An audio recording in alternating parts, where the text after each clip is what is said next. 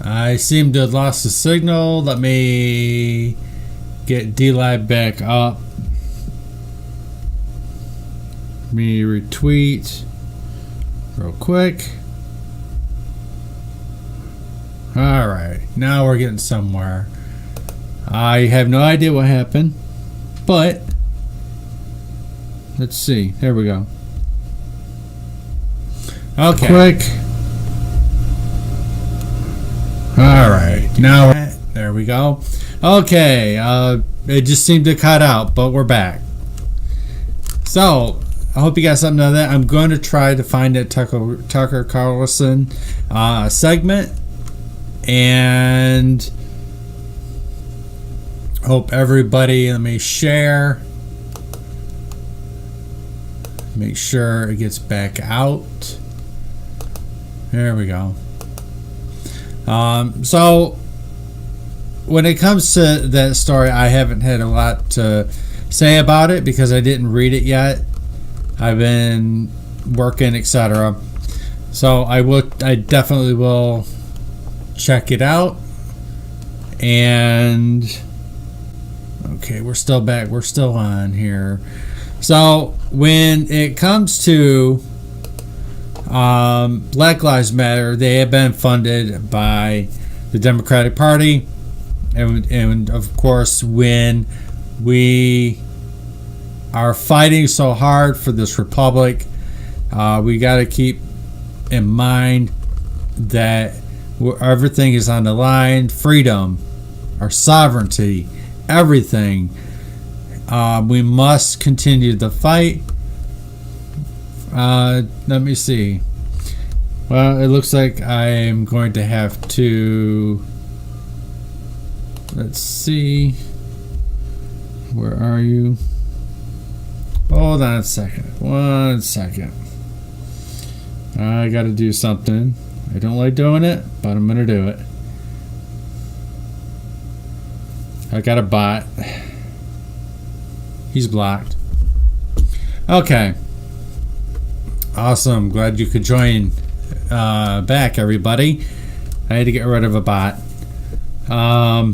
So, when it comes to a lot of things, we got to continue fighting. We got to keep moving forward and not let anybody get us down like trolls or bots, because they're losing. The more they fight, the more they're obviously going down. When it comes to voter fraud, they're still very much rampant, and I don't have the clip ready because I just seen it like 10 minutes ago on Ingram about voter fraud, and I will bring that to you as soon as I can. But oops, there we go. A mail carrier in West Virginia pleads guilty to attempting election fraud. On the 10th, Thomas Cooper entered a plea Thursday in federal court of Elkins. Cooper was charged in May for 8 mail-in requests for absentee ballots had their party affiliation altered. Cooper had a postal contract to pick up the mail in 3 towns in which the voters live. The investigations were found 5 of the ballots requests were changed from Democrat to Republican in a black ink pen.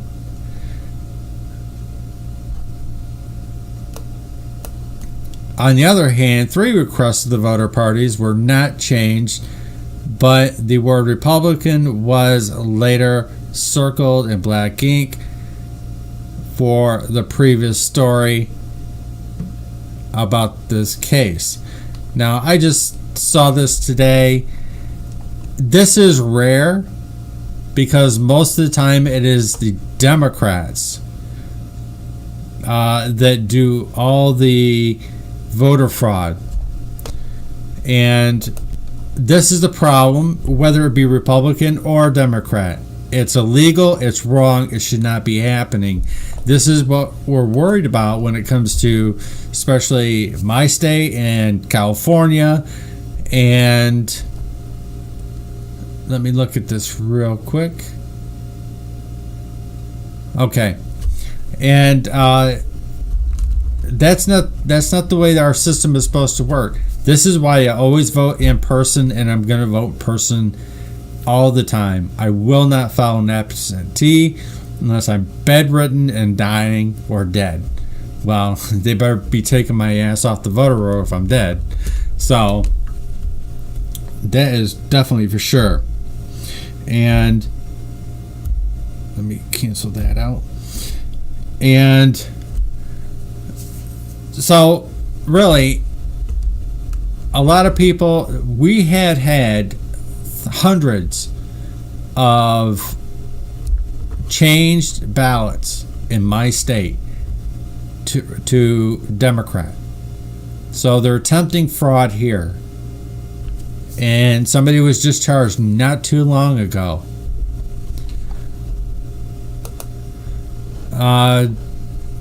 Actually, now that here is the next story for Fox. Yes, please do let me not wait. Do not let me vote for Democrat. No kidding. We cannot afford for the Democrats to win ever in anything. And I found something. I haven't got it because I just seen it 5 seconds ago in a different chat. I found it really interesting that why. Well, I'm not even going to say why, but I'm going to wait for that one because I still got to grab it. So, really, we're going to just move on over to the next one real quick. Of course, it's got a buffer.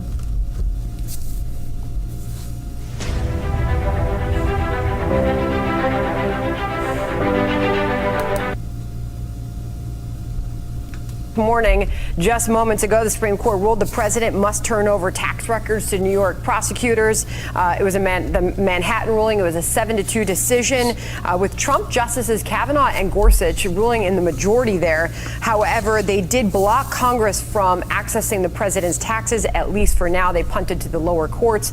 Joining us now with brand new reaction is Hogan Gidley, National Press Secretary for the Trump 2020 campaign. So, Hogan, instead of representing the White House, you're representing the campaign. Well, especially Nadler. Nadler has had a hard on to get his taxes with Pelosi and Schiff. They think they're going to find something, but how much you want to bet they're going to find nothing? Absolutely nothing in these taxes. But Congress cannot get a hold of them, period. Welcome in your new role this morning. First, your reaction on these rulings from the highest court this morning. Thank you so much for the welcome. I just say that this obviously is being kicked back down to the lower courts to be relitigated. The problem is for the Democrats that this exposes a purely partisan political attack that's been going on against this president for quite some time. And I hate to say it, but this issue was already litigated back in 2016. The president put forth more than 100 pages of documents outlining his taxes and the companies he owns and the business dealings he's had. And what did we find out? He's rich. He's a billionaire. He owns it. He's been very successful in the private sector. But he gave all that up to come be the president of the United States to make the American people's lives better. He's done that at every single turn, and we'll put that record up against anybody's. All right, so the Manhattan DA, Vance, called this a tremendous victory on the part of his case. And the president has responded saying that this is political prosecution. So we'll continue to get reaction to both of those this morning.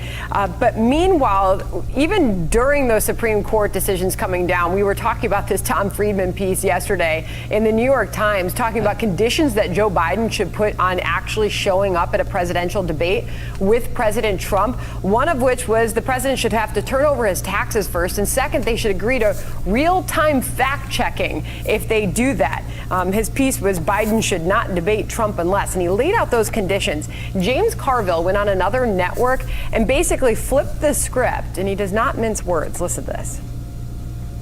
Of course Biden wants to debate Trump. Trump is a doofus dolt. All right, Biden debated Elizabeth Warren, Bernie Sanders, who's the most on-message politician I've seen in my life, Cory Booker, Amy Klobuchar. He should debate him without condition anywhere that he wants to. Joe Biden will trounce Donald Trump in any debate. Weigh in on this, Hogan. Well, I love the fact that James Carville would point to the past debates of Joe Biden. Let's be clear, that's why he was last in all of the polls during the debates. It was only South Carolina that saved him. When you're on a debate stage, you can't reach out like Joe Biden has done so many times and said, please, please bring me my documents. I need to read off of the fact sheet that my staff has given me. You're going to hear interesting comments from Joe Biden about how children love his leg hair and how he used to coax children up onto the porch with ice cream during quarantines. Whoa. And how he doesn't know the dates of 9/11, when it happened, what year. Those are things about whether or not the president wants to debate Joe Biden, and whether or not inside the Joe Biden camp they're urging Joe Biden to debate Donald Trump. Who benefits the most from a debate? Well, obviously, the President of the United States, Donald Trump, and that's the point I was trying to make. How many gaffes has Joe Biden had in the last little bit, just during this campaign alone? Forget the 50 years of politics that he's been involved with. He's a gaffe machine. Now, the problem is, as you well know, 93% negative news coverage against this president as he's improving the lives of all Americans, and they gloss over, the media does, writ large, over all of the gaffes of Joe Biden. But nonetheless, the president wants to debate Joe Biden. He wants to give the American people the choice side by side. And when you see what Joe Biden has done to the American worker, voting for NAFTA, crushing 850,000 jobs, this president renegotiates the deal, gets rid of it. USMCA was celebrated yesterday with the president of Mexico. That could lead to 600,000 jobs and $235 billion into GDP. He's helped the American worker at every turn. Joe Biden has crushed the American worker. And on top of that, Joe Biden is waging a war on the American way of life.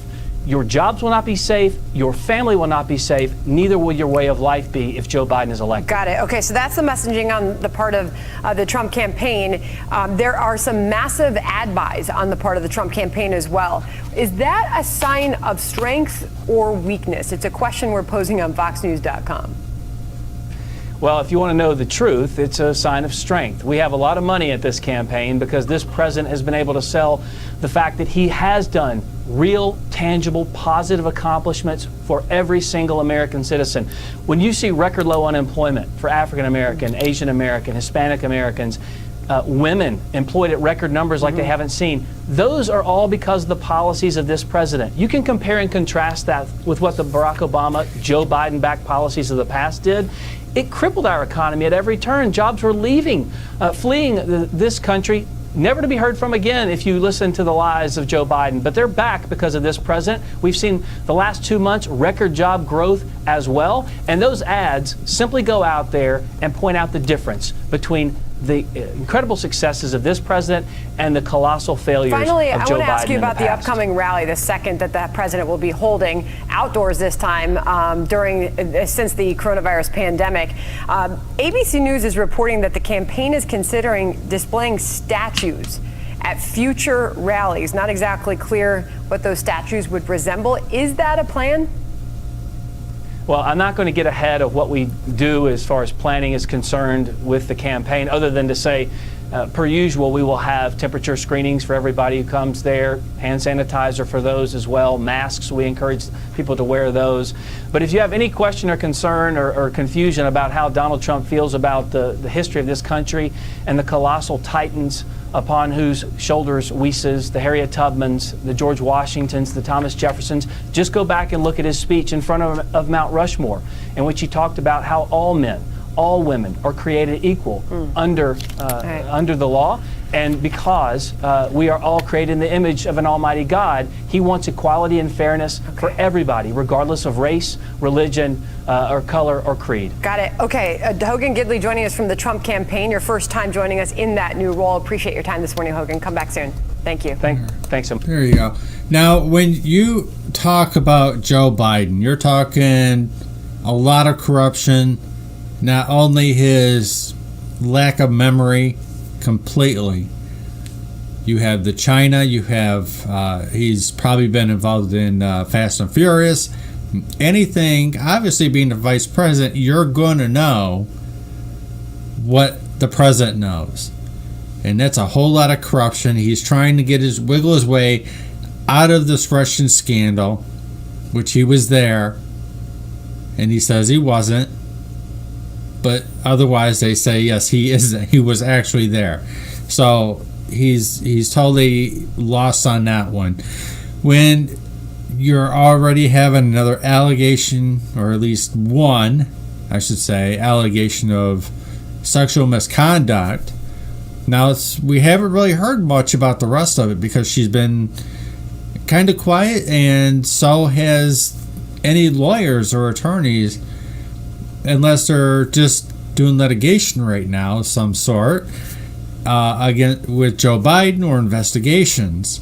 They're still trying to get any transcripts of his time in the Senate when this allegedly happened.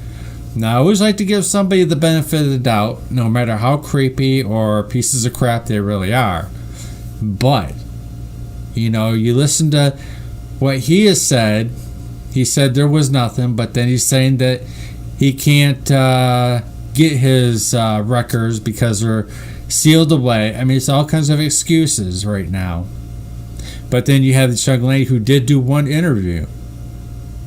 I mean, it looked pretty genuine, but you really can't tell. I more or less believe her than I would him, because one, he likes, well, we already know what he does to women when they're too close. They grope her, or he gropes them, sniffs her hair. He does this the same to little kids. He is a pervert. He's a piece of garbage. And how the hell he even won this Last Man Standing DNC nomination is God only knows. Anybody who wants to vote for a pedophile really needs to go see a psychiatrist. They really do. Now, when you also have the stories of, let's say, Corn Pop. I think we all know that one. We all know his speech of taking Trump in behind the woodshed, right? We've heard, we're going to break the chains. We've heard the racial slurs from him. He's used the N-word very loudly. He has mocked, I believe they were from India. They worked at a 7-Eleven, but it was a racist type joke. And the one thing I understand about the left, it's either they don't want to hear what they're saying, or they don't care what they're saying when they're lying, that they're not racist, when yet they do a lot of racist activity. So it's really quite intriguing. And I listen pretty closely to a lot of things when they speak, and their actions, of course. But you also got to do that when you're talking about senators and people who are running for president. You definitely got to pay attention. Now, I'm going to admit something. I'm extremely happy about Trump. I love Trump. He's a great guy, wonderful president. I want him to win, but I'm really not keen on what he may do with DACA. He may give them a path to citizenship. You know, I can't. I gotta say it, and I'll go on the record. He's doing a smash up job. I love the guy, don't get me wrong, but I'm really not happy with that right now. Now maybe later when I kind of get more information of what's going to go on, we'll see. But for now, I heard it and I'm not very happy about it. These people really should not be here. Yes, they came here as children, but not all of them. They all did not come here as children. I've heard they've come here when they're in their 20s, they're 19, they're just generally adults. Now you're talking 5, maybe that would work. I don't see a problem. Because you can't make that type of decision when you're that young. So when it comes to the campaign and the debates, Trump is going to wipe the floor with them. There's going to be no contest. Trump's going to run circles around him without breaking a sweat, just like he did with Hillary, but easier. It's going to be. I think it's going to be quite entertaining if Biden is the candidate. They could go for a broker convention. That is a possibility. Dick Morris has talked about this many months ago.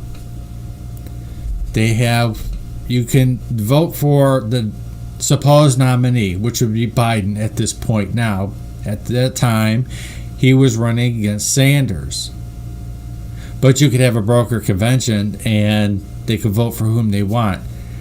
Hillary, as James Wood has tweeted out, she's kind of spiffied up a little bit. She's got her hair done and cleaned the teeth a little bit, and it's not looking like she's just going to go out for a weekend. She's running. And I think a lot of people still will back Hillary more than they will Biden. Biden is a marshmallow. He doesn't know anything. Or he is one hell of an actor. Let's just put it that way, too. Here is a clip from Hannity and Roger Stone. He just got pardoned. And the left is going apeshit over it.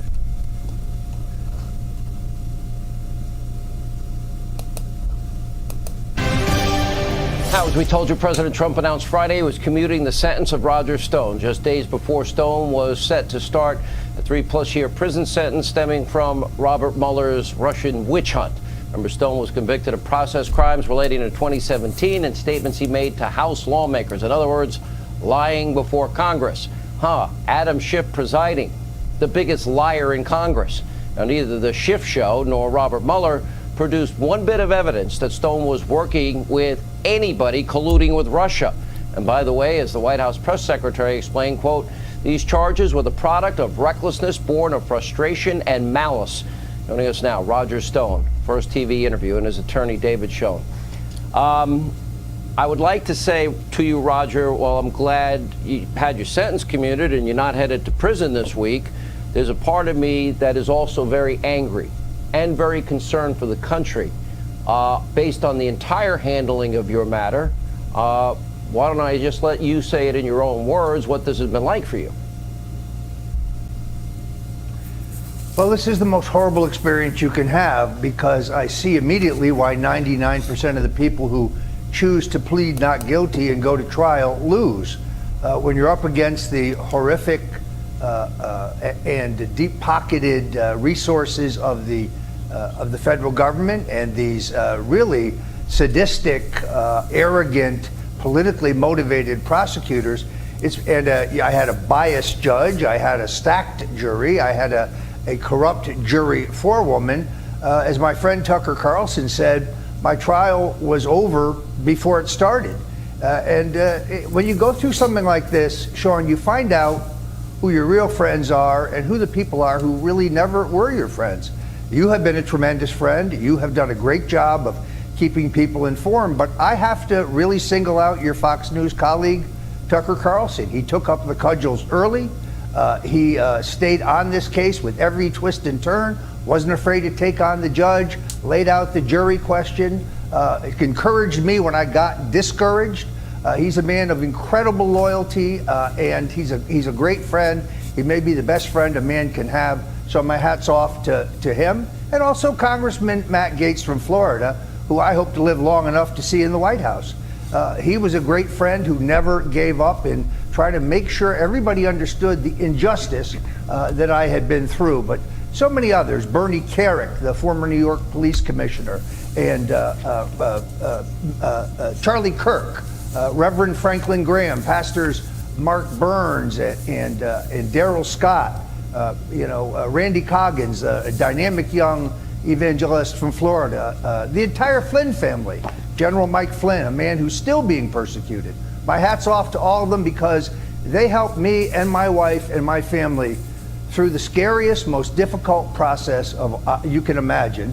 But above all, I must tell you, Sean, based on advice from you and Reverend Graham and the two pastors I mentioned, I really want to thank God, because I was literally hours away from being sent to a COVID-infested prison in violation of the current Bureau of Prisons and DOJ policies, in violation of every precedent in the country where people going to jail or in jail were asking for compassionate release, and in every case it was granted.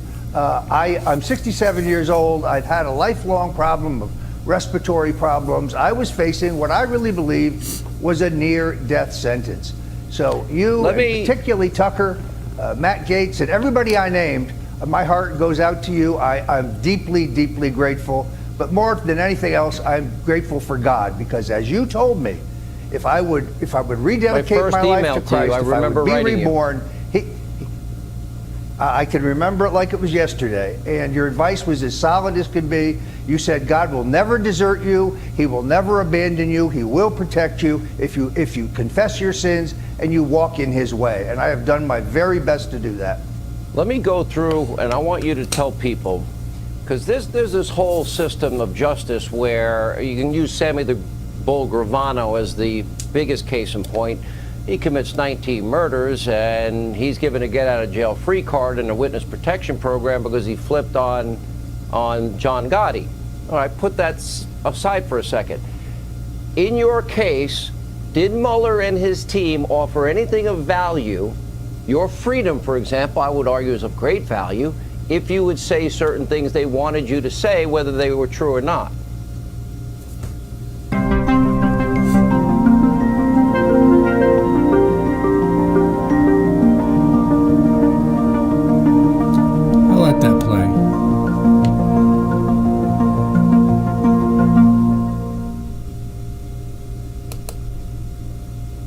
True or not?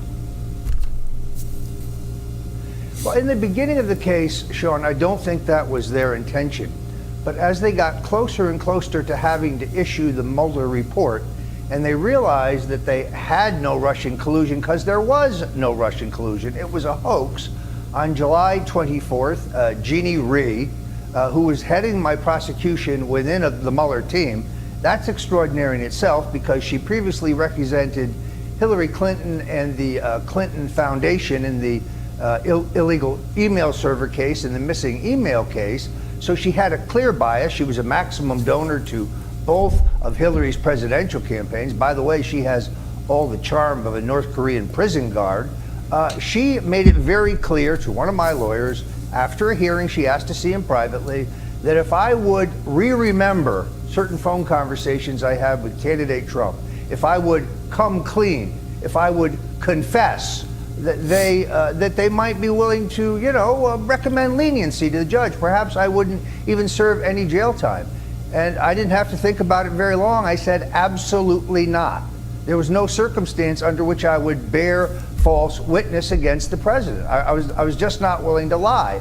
Now, in the last 2 days, when I said that, people said, you see, Stone had the goods on Trump, and he traded his silence for a commutation. That is patently false. I never said that. I never implied that. What I said has been consistent, that I would not lie against my friend of 40 years so they could use it for impeachment.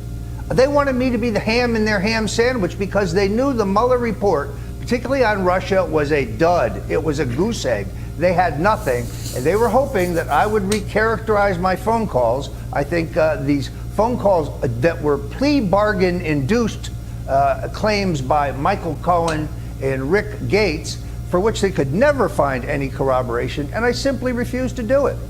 Let me go to you, David Schoen, and I'll ask you both the same question simultaneously.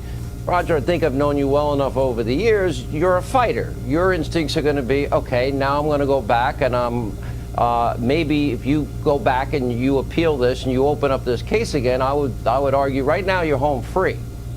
And I think that I saw nothing but corruption in that courtroom by that judge and that jury and not giving you another trial. David, I would say that if you go forward with that, you are now putting Roger's life back in jeopardy again. And I don't know. I don't have any faith in that system. I don't have any faith in that judge. I don't have any faith with that jury. Nobody on this case, do I believe, is honorable here.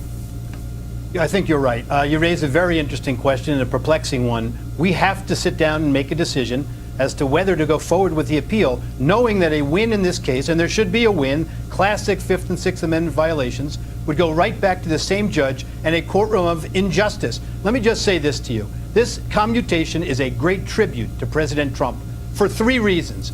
He sends the message that the Mueller team was rotten to the core from its inception. When Mr. Mueller picked Andrew Weissman as his right... I've been saying that for over 3 years, David. Screaming you're right. it. You don't pick an investigation that involves the President of the United States requires integrity. You don't pick an Andrew Weissman, who's the most ethically bankrupt prosecutor I've ever come across. I represent two men right now, Mr. Arena, Mr. Sessa, who were wrongfully convicted with him. You talked about making deals with witnesses. He lied about those deals. He was mentioned specifically by a judge for his misconduct. So that's one thing. The Mueller team was rotten to the core, filled with partisans. Number two, an unfair trial. The president recognized that. The judge denied the entire defense theory.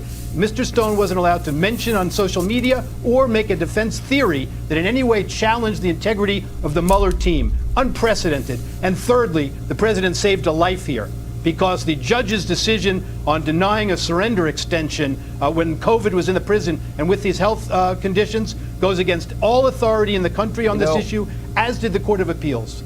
You know, I'm listening to your attorney, and I know David a long time, Roger. I've known you a long time. And you're a character. Everybody knows you're a character. But that's not about you as the character. I would want a fair and impartial jury for everybody. I wouldn't want any Democrat or liberal to have 29 guys in tactical gear over a process crime. I wouldn't want a gag order on any American. They should have a right to speak out in their own defense. I wouldn't want a jury foreperson as prejudiced or a judge that went along with this crap. My question to you is, we've seen this now with Papadopoulos. We've now seen this with Paul Manafort. We saw it with General Flynn. We've seen it with you. I'll be honest, Roger. I believe in our Constitution. I believe in our rule of law. I think I read a lot about equal justice and application of our laws. I don't see any of this in any of these cases. I see a travesty of injustice. You've been a part of it. I don't know. I'm losing faith in the system, Roger.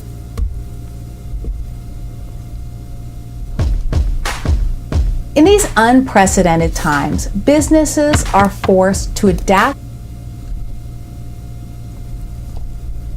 Well, you have a good reason to. I mean, you examine the D.C. Circuit Court of Appeals, where I had to file a last-minute emergency appeal of Judge Jackson's rule sending me to jail. She ignored all the legal precedents in that. She ignored my health conditions. She ignored the conditions at the prison at that time. And she ignored the current policies of DOJ and the BOP. Now, you would have thought that that would have been reversed in the appeals court, but they ruled for her 3-0. I'm afraid this is a fixed system. Above all, though, I guess I'd have to say the most important thing here is the courageousness of the president's act. I know there were many, many, many people who told him in an election year, don't do this. Let Roger Stone wait maybe for a pardon after the election. Sean, I don't think I would have lived that long. Not with my asthmatic condition, not with now 60 COVID-19 cases in that prison. So I have deep, deep affection for Donald Trump because I've known him 40 years. He's a man of great justice and fairness. He's a man of enormous courage. I knew he would take some shots for this, but I think most people, most fair-minded people, understand he saved my life, and at least on paper, he gave me a chance to fight for vindication. Now, I'm not a fool. I'm going to be guided by the advice of my lawyers. As I understand it, if my conviction is overturned by the appeals court, I'd be back in front of Judge Jackson. Judge Jackson issued an incredible ruling that said that I could not raise misconduct by the special counsel, the FBI, the DOJ, or any member of Congress, Adam Schiff. So, I mean, if that were in place in General Flynn's case, we still wouldn't know how he was railroaded. We still wouldn't know about the political motivations behind taking him down. So I've got to become convinced I can get a fair second trial, because I certainly didn't get a fair first trial. You had a gag order and you weren't allowed to even put on your defense. You wanted to put on a defense. They denied you that right. Then, of course, we have the whole jury foreperson. This is on top of the raid, pre-dawn raid. By the way, I'm sure you probably called CNN, Roger, and said that. I do not believe you can get any fair trial in that courtroom or that system. I don't know. I think that probably every fiber of your being would want to be to fight to get the acquittal you believe you should get. But I don't know if I'd give you that advice, because I don't think there's anybody in that courtroom that is fair, Roger. Here's a news flash. The Republican Senate majority is under attack. I've never seen anything like it. Chuck Schumer only.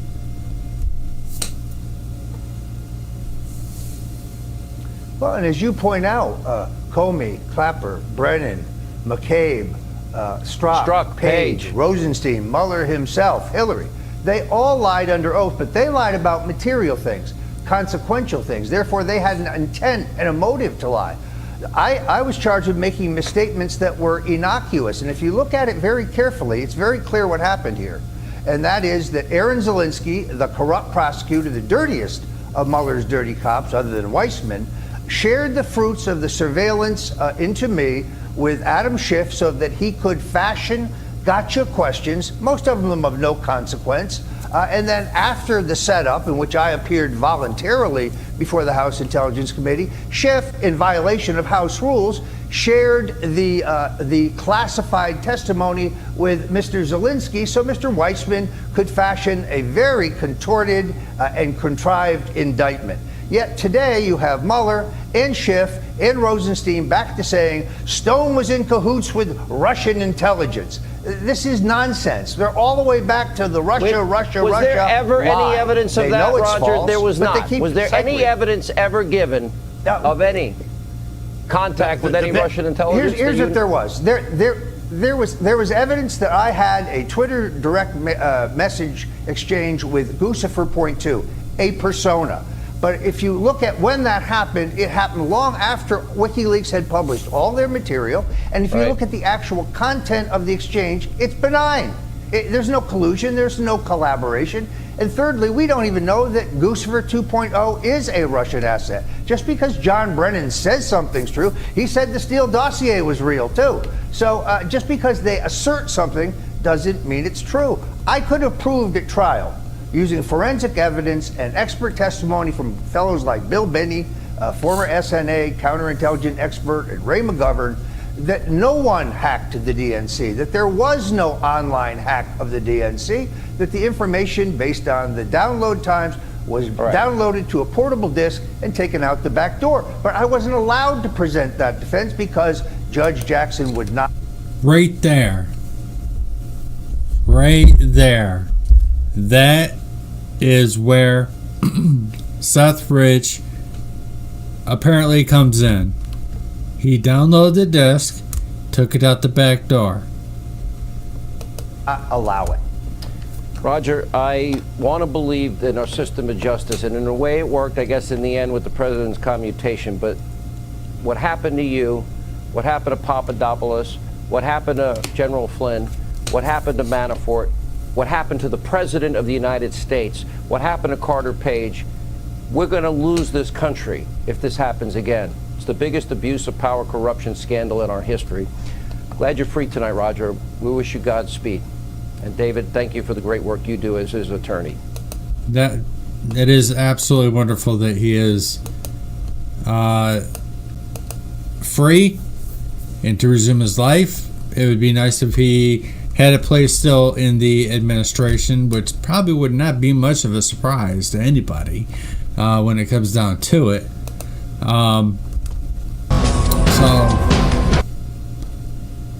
So when it comes to that, and General Flynn is finally, his case gets to be dropped, whenever that shall be. We're still waiting for Judge Sullivan. We can probably see him back in the White House as well and really watch things getting done. But we got to remember to focus on the House, keep the Senate, and re-elect the president. We just can't focus on one. We're all going to focus on re-electing the president. But we got to get the House and we got to keep the Senate. Very key and very important positions. We get both of them, the whole damn thing's going to explode. It's going to be good. Hopefully we can get people like Romney out, get some of these others, McCaskill, or not McCaskill, but the senator from, I cannot pronounce the name because half people can't, from Alaska. She cannot be trusted. She's a rhino. And then you got Collins, who is also a turncoat for the GOP. So we really got to work our ass off. We're running out of time. We got to get out there and make phone calls. It's that simple. There are people that, here, for John James, they're out handing out signs. They're making phone calls. It's great. Last time I checked, he actually is ahead in fundraising over Peters. So everything is going good. And also on Hannity was, the president was also on, I think a couple nights ago. For being with us. Well, thank you very much. And how good is Mark? Mark's on fire tonight. There's no doubt about it. He's on fire. That's why I call him the Great One. I want to start. We have an election in 117 days, Mr. President, and you know your campaign came out with an ad. The issue of law and order and safety and security are now key in this country. We'll go over Joe Biden's comments, but your campaign released this ad. It's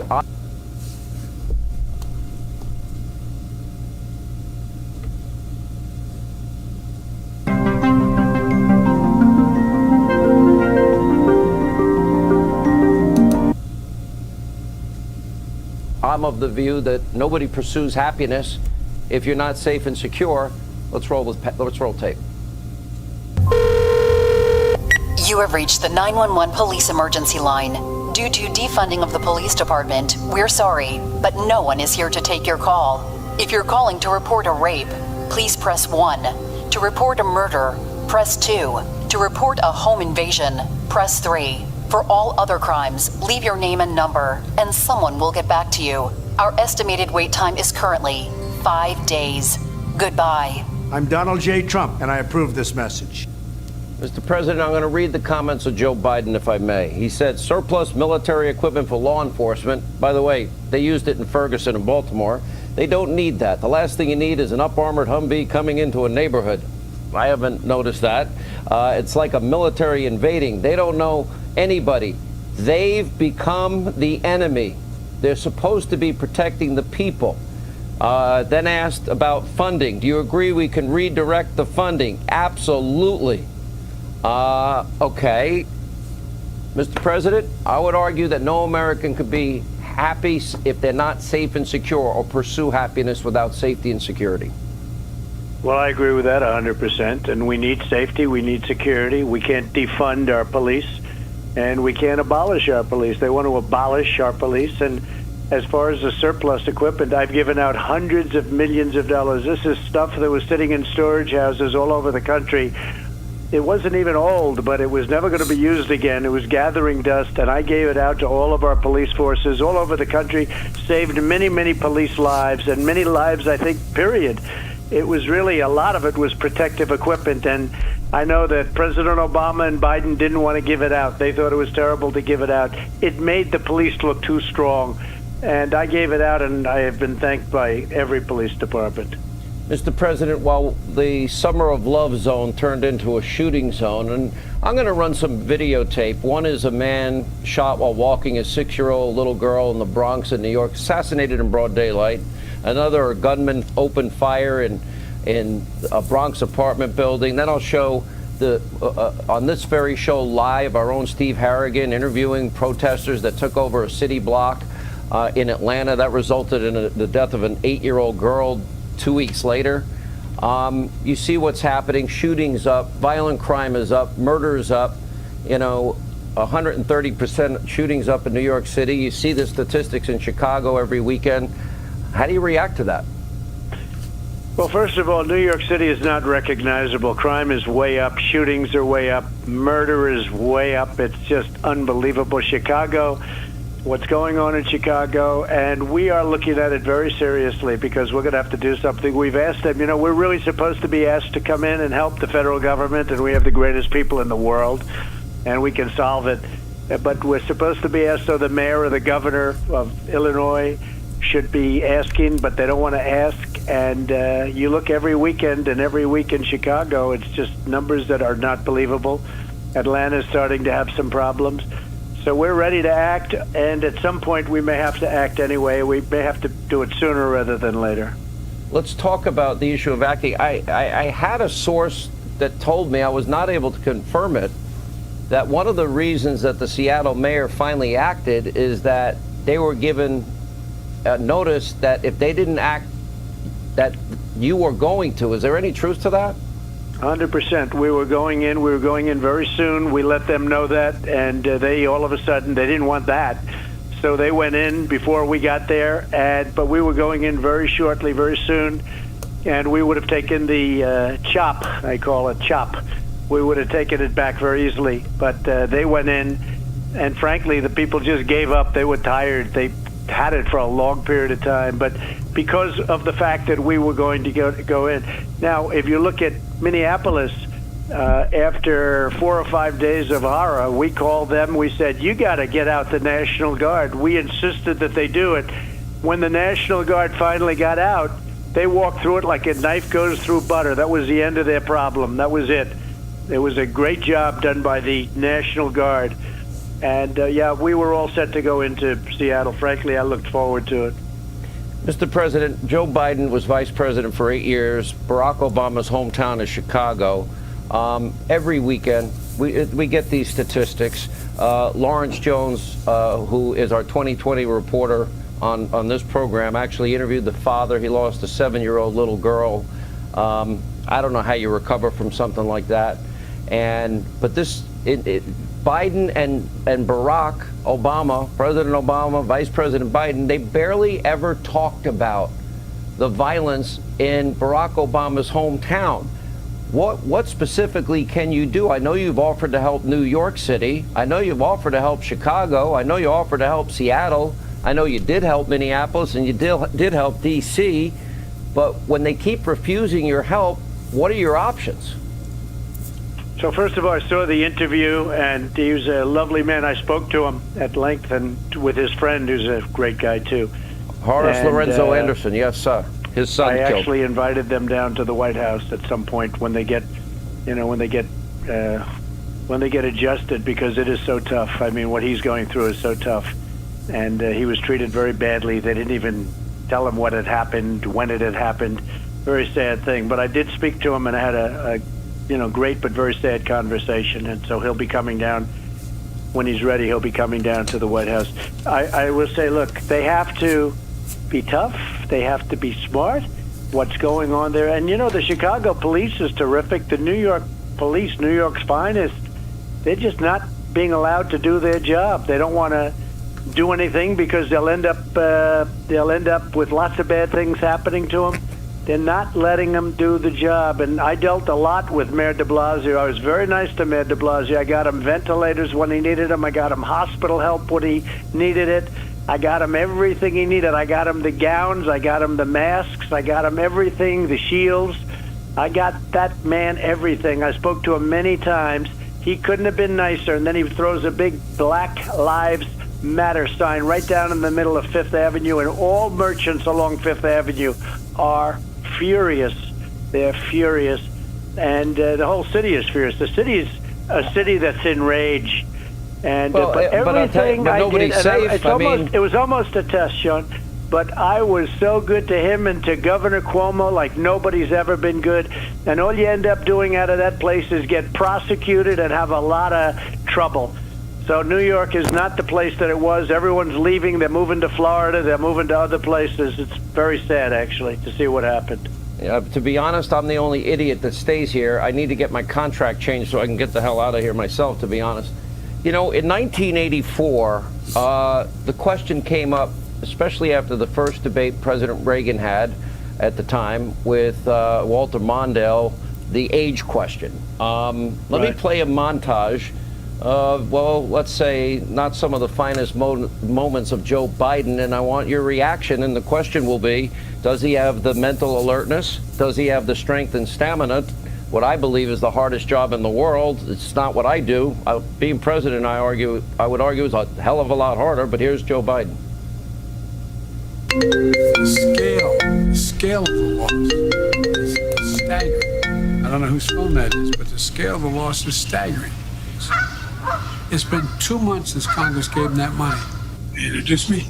Am I on? Yes.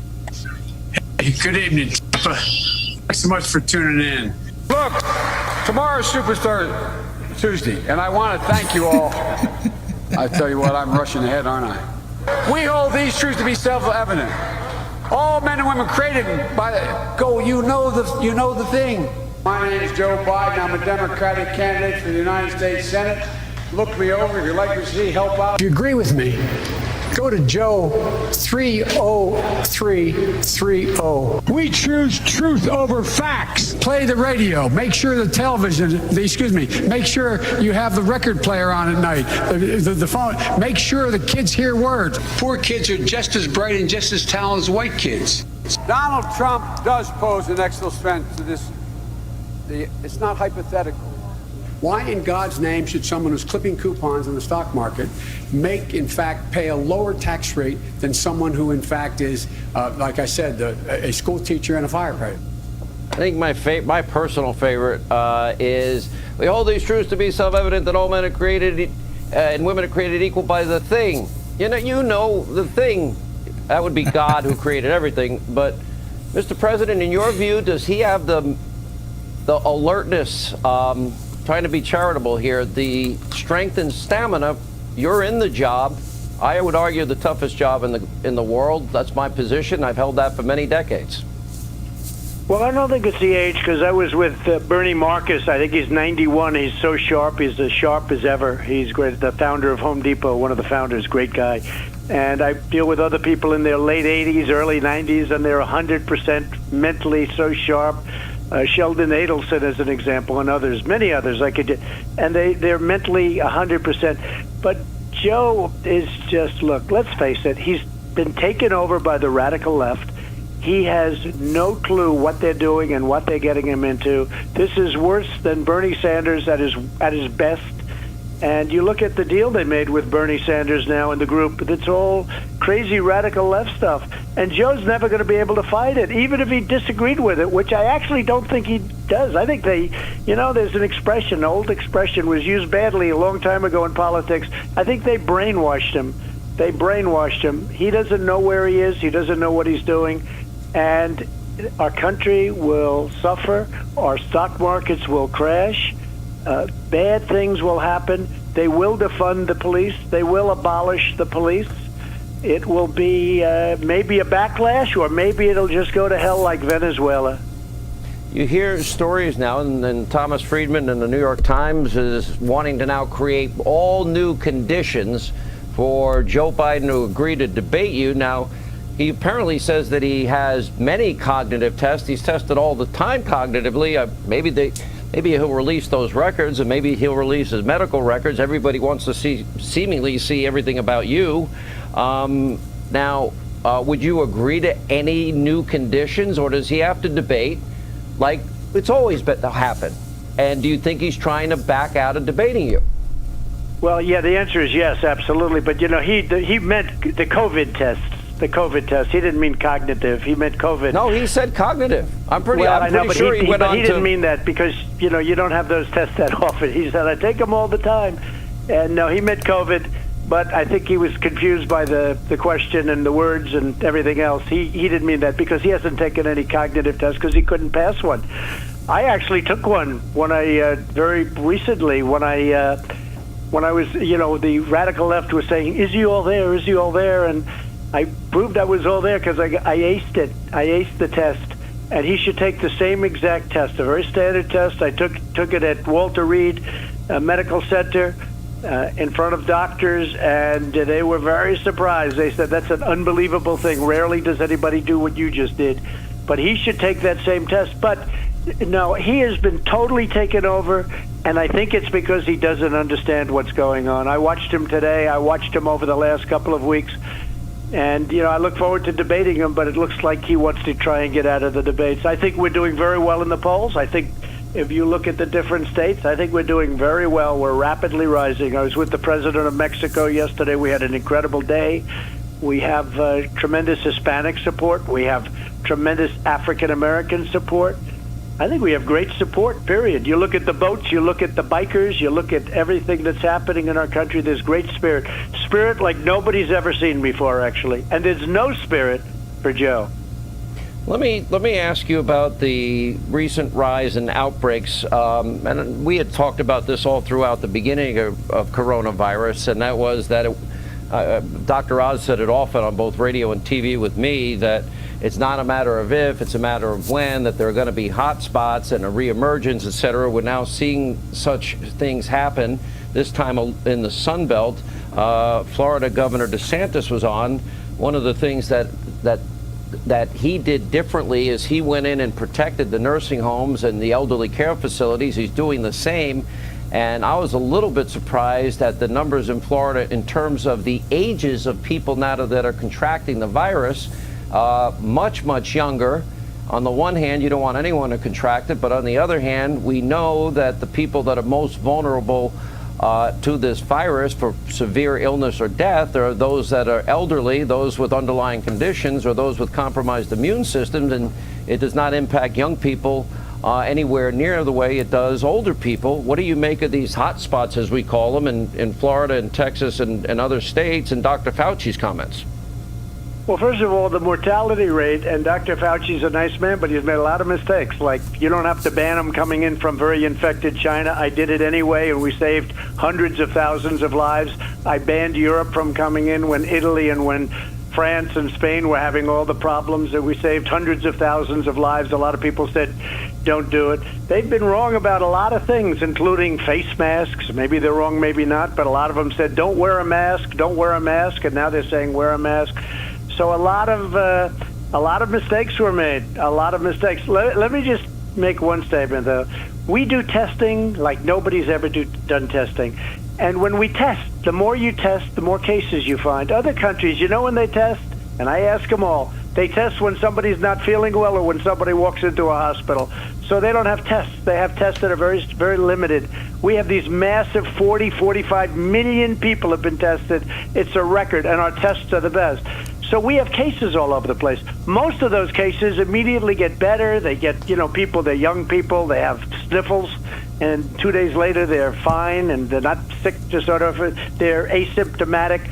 A lot of things happen, and what we're doing is with all of these tests that we're doing all over the country, test, everybody test, pull up parking lots, everything else. What we've done is we've created a tremendous number of cases. everybody else. Can you imagine if China tested like we test? They don't. Can you imagine if other big countries, the bigger countries, tested like we, or Germany? We've tested many, many, many times, even proportionately, the number of people that other countries have tested. But I was with, as an example, a great gentleman yesterday, the president of Mexico, and they're having a hard time, especially in Mexico City. They test when somebody's sick or when somebody goes into the hospital. And that's a different way of doing it, and it's just fine. And we are testing and creating. It's the greatest thing that ever happened for the opposite party, but we're doing something that nobody's ever done to the extent, and we're doing a great job.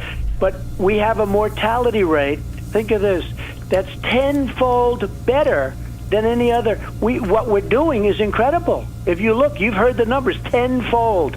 We have fewer people dying, and our people have done an incredible job. And one other thing, we're very well on the way to a vaccine, very well on the way therapeutics, we're very well on the way. We've got a lot of great things happening. We already do. We do have some that are very effective, or at least effective.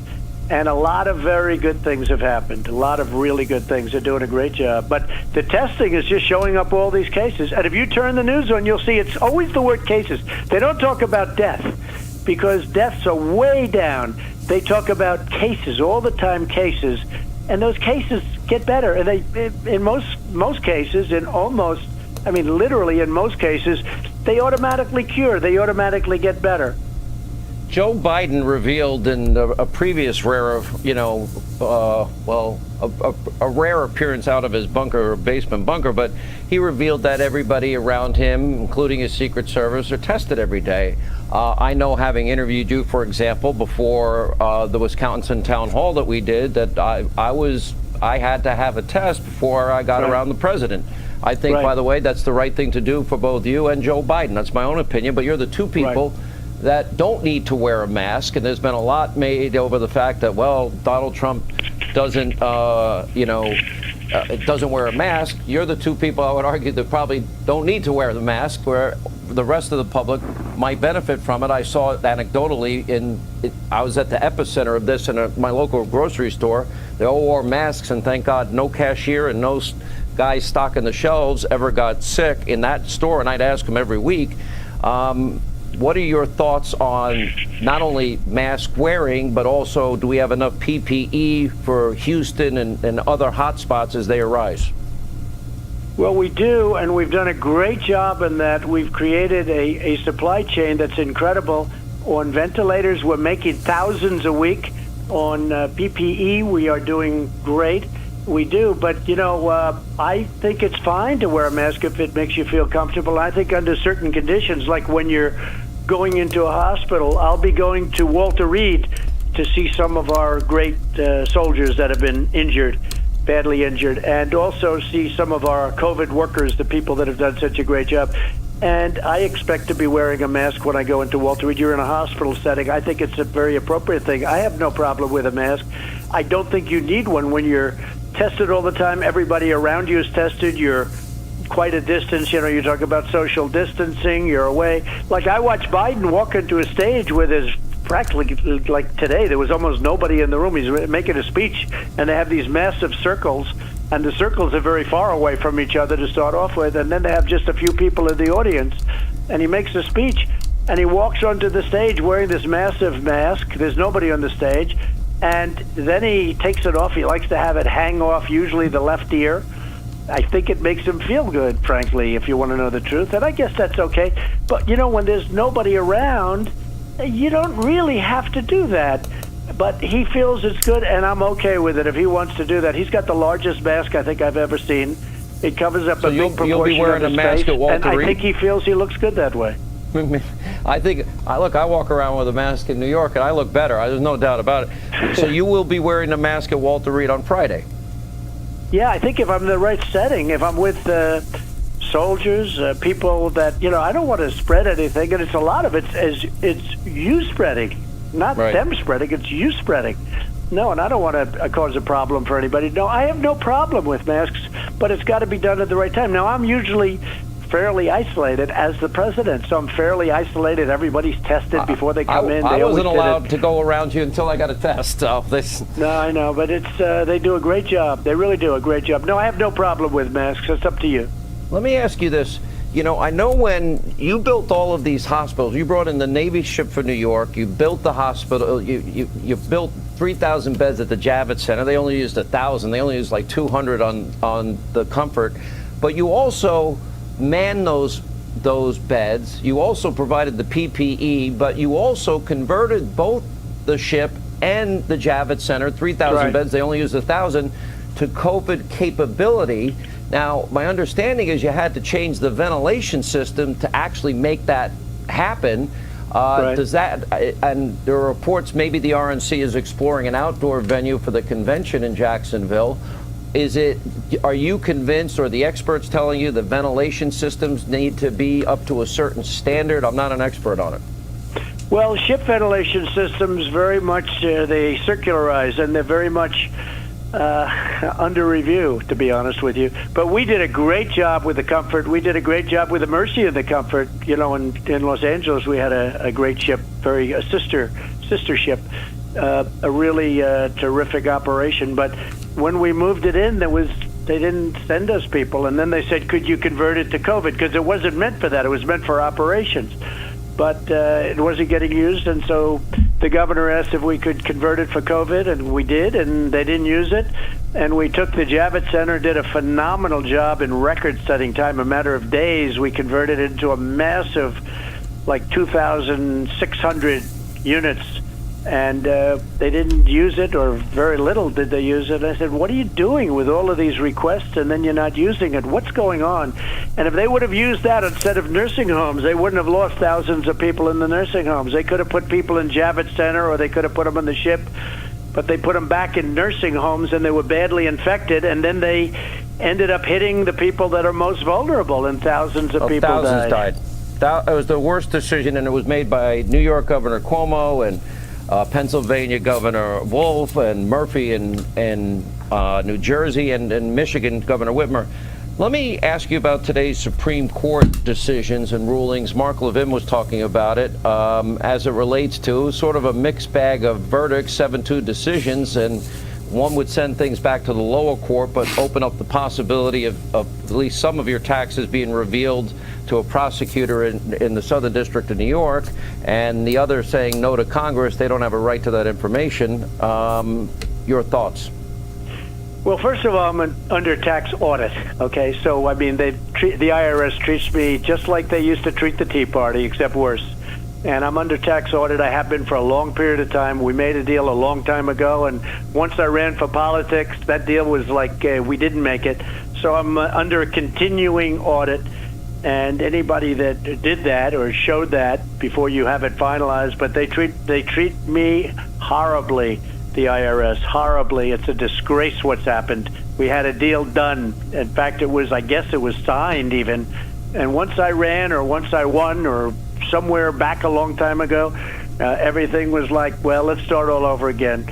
It's a disgrace. So I was disappointed, and at the same time, it was because I think a president should get protection from thousands of prosecutors out there, thousands all over the country. They could go after you, and you're supposed to be running the country. I'll tell you, Justice Alito wrote a totally brilliant decision. He wrote something today that really got Smart it. Man. Justice Thomas, likewise, was great. They were the two that came. So it was. Look, it basically sends it all back, and we start all over again. I guess that's what it means. Let me ask you about some new information we have as it relates to the deep state, as we call it. We now know that George Papadopoulos, that exculpatory evidence was withheld. We now know in the case of General Flynn, exculpatory evidence was withheld. And I'll get specifically into that January 5th meeting in the White House with Barack Obama and Joe Biden.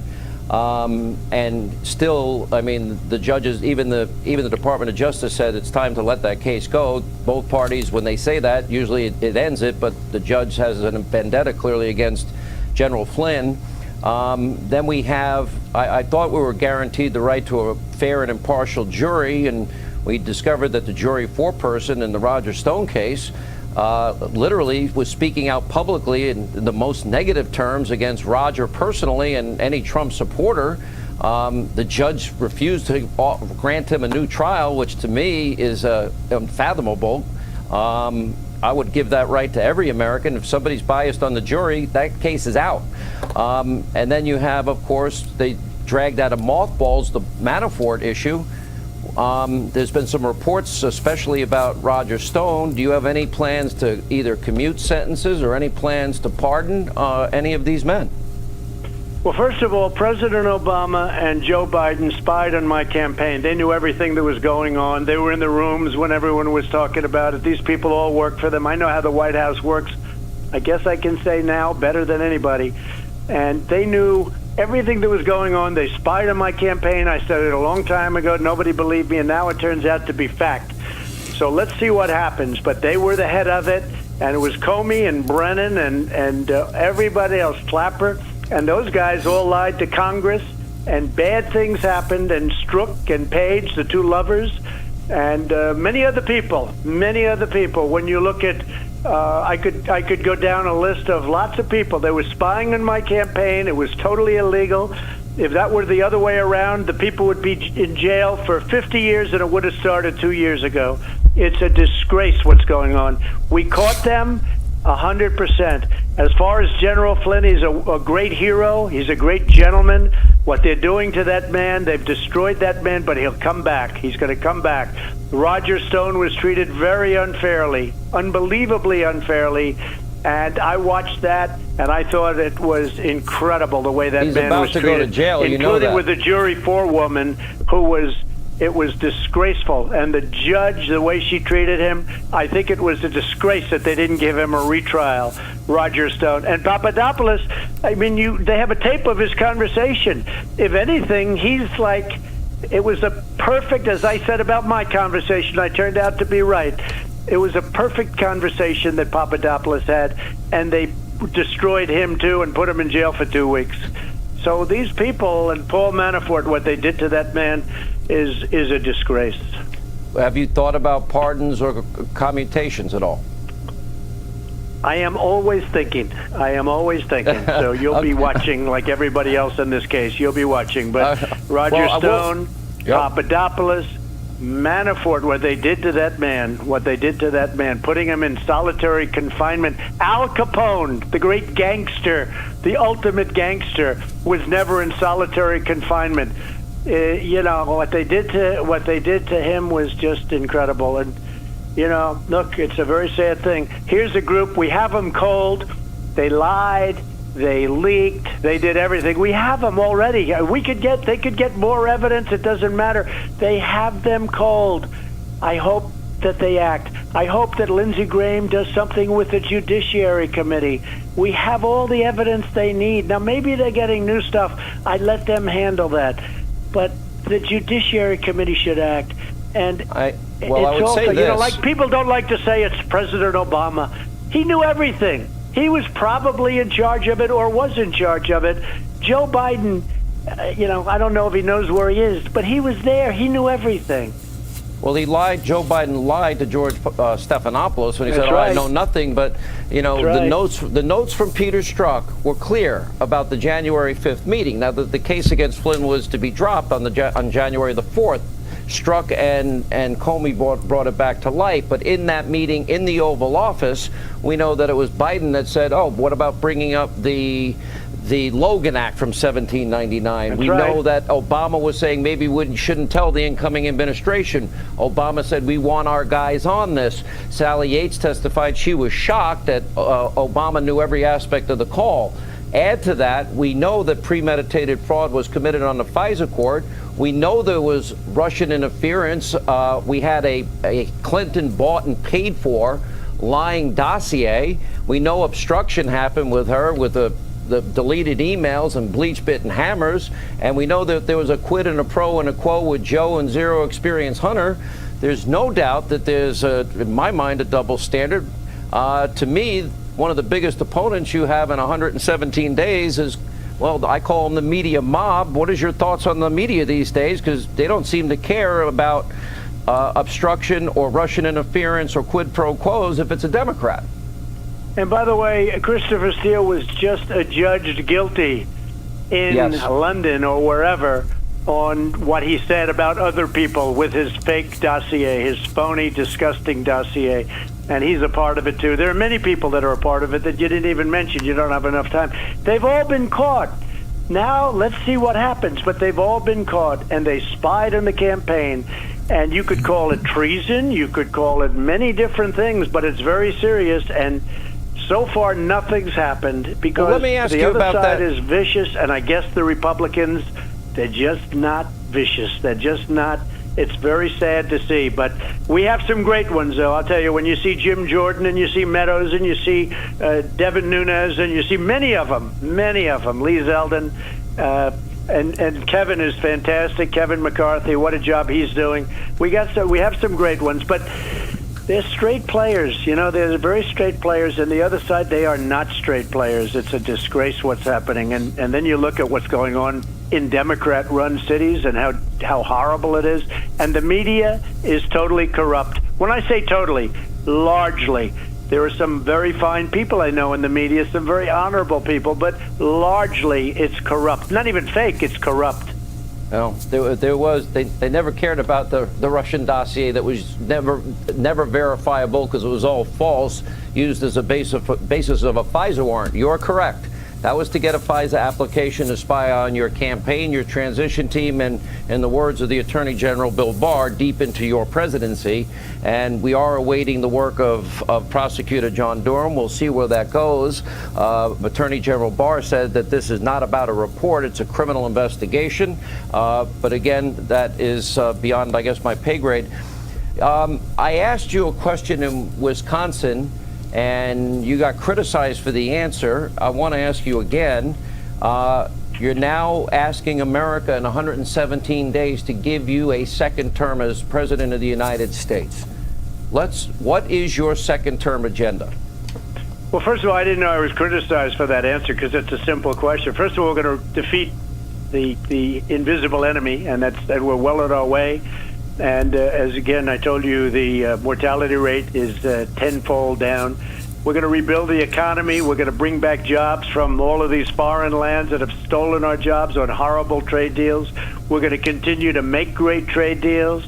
We're going to finish rebuilding our wall. We're going to have that. It's going to be almost complete by the end of this year. Shortly thereafter, it's finished. It's made a tremendous difference. You see, we're doing record numbers on the border. Very few people are able to get through.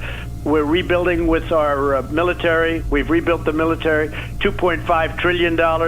We're fixing up the VA for our vets. What the job we've done there, between choice and accountability, we have choice where they can go out and get a doctor if they're sick. They don't have to wait for 5 weeks, 6 weeks, 2 weeks. So we're doing great with the vets, and the vets are loving Trump. We're protecting our Second Amendment, so important.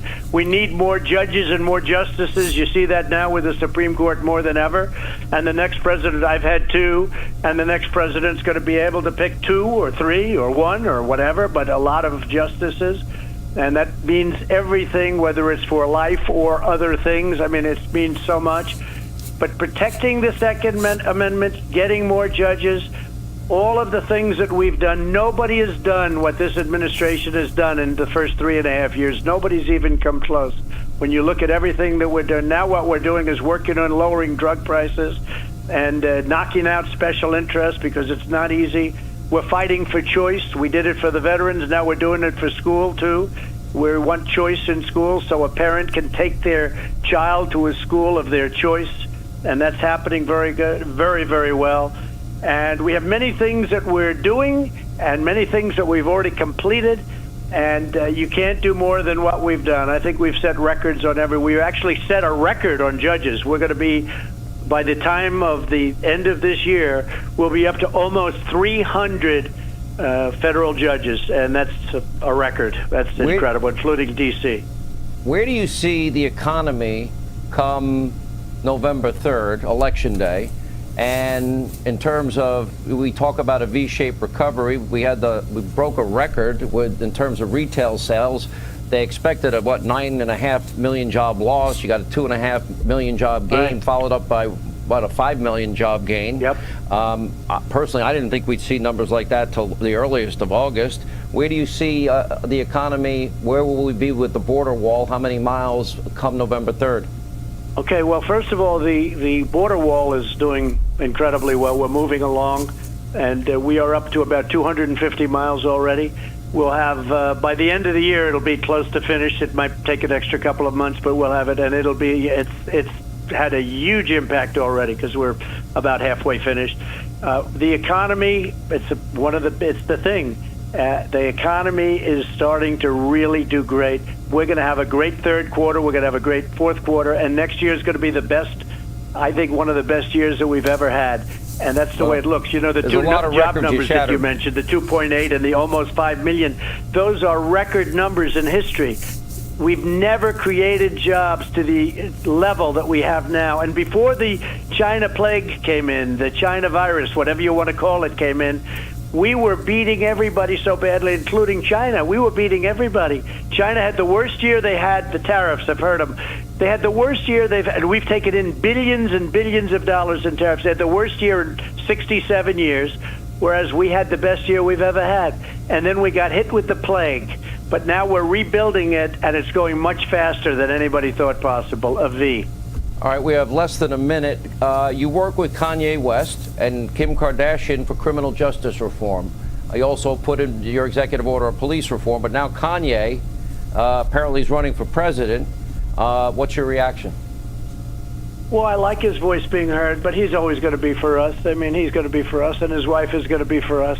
But I like. Said he's taken off the red hat. The problem, he's missed some states, little thing like that. He's missed a few states, like about 12. So you have to do that. But he's a very good guy.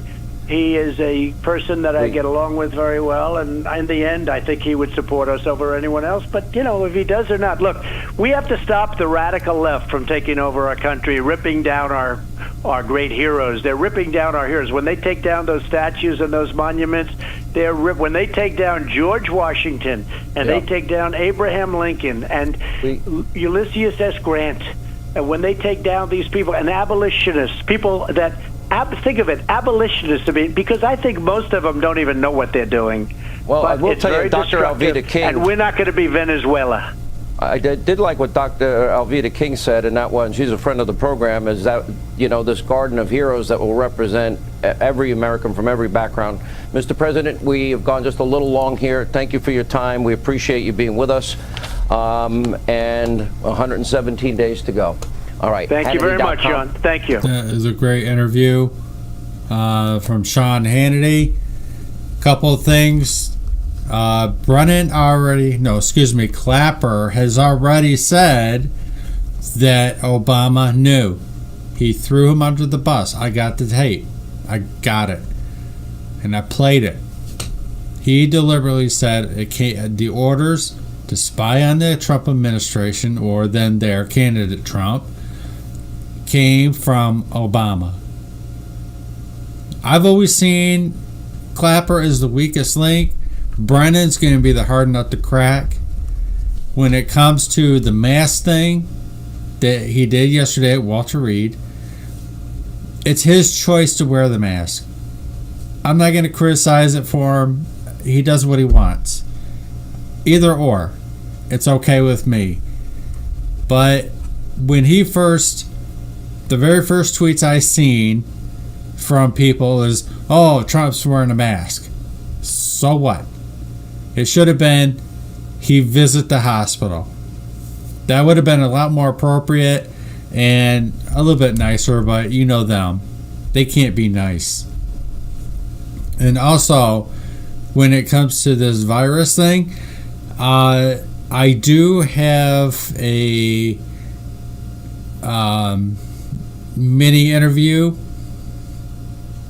It's not really mini, but it's kind of mini, about a certain thing, and I don't really want to give it away, giving you a little bit of a teaser, but it has been on the internet, and I'm going to play that hopefully tomorrow night if I can get on, And I want to also play for you the ceremony for Hispanic Americans. It is a really nice ceremony, and I thought maybe you would really appreciate that. But I am going to open the chest right now at this point for people in D Live. So really, and I'm actually going to not comment on Conway. I've already commented quite a bit, and I'm going to leave it at that. But I knew what was going on, let's just say. I knew a long time ago. God bless you. God bless the President of the United States, Vice President, and the military, law enforcement especially. Please be safe out there. We wish you God's grace and protection. And the men and women in the medical field, first responders, and Coast Guard, and Border Patrol. God bless all of you. Let's try to heal this country the best we can.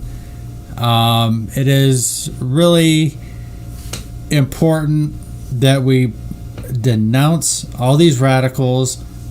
They've been exposed for who they are, what their agenda is, and who's behind it. This is going to really be bad for all the Democrats. You're talking de Blasio, which they're already asking for his resignation, which they should. It could look bad for Cuomo.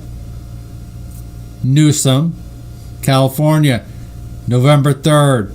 Everybody get out there and vote. Vote for the president. Vote for the nomination for governor. It's very important. We need all of you to get out there, every single one, and vote. Go in person. I know a lot of states are trying to use this COVID corona virus to keep people from voting. This is why they send all the ballots out. This is the way they cheat. They do harvesting, which is God only knows who will come around, collect your vote, and a lot of times they magically disappear. And it's funny how when that happens, a Democrat wins. And we cannot allow this. Please, please, show the best in everybody. Get along, your neighbors. Help them out when need be. Your family. God bless all of you, and I will see you very soon on Fighting for the Republic on DLive, Twitch, Twitter, Periscope, and Facebook. God bless all of you. Everybody have a wonderful tomorrow, wherever you are. God bless. It is really important also that we show kindness to our fellow man and woman in these times. And I shall leave you with that. Have a wonderful, wonderful night.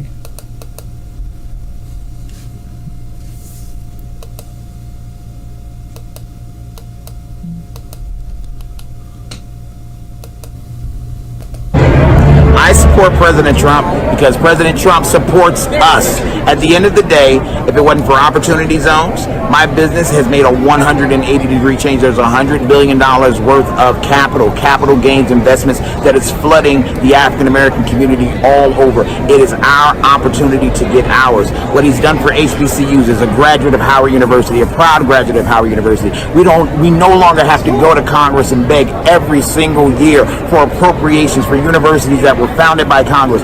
This president got it done. When it comes to criminal justice reform, what's going on is amazing. African American unemployment is ridiculous. So I support the president because the president supports us.